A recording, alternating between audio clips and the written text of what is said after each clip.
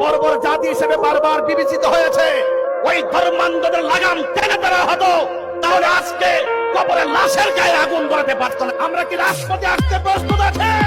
এই দুনিয়ার উপরের মানুষগুলো ওই হায়নাদের কাছে যেমন নিরাপদ না, তাদের কাছে আজকে অন্ধকার কবরে যারা চিরদিনের জন্য চলে যায়, সেই লাশ পর্যন্ত ওই হায়নাদের কাছে নিরাপদ না।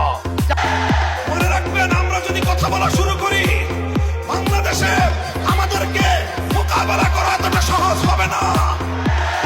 কারণ আমরা যতটা সহজে আল্লাহর দ্বীনের জন্য রক্ত দিতে পারি, আর কেউ এতটা সহজে রক্ত দিতে পারে না।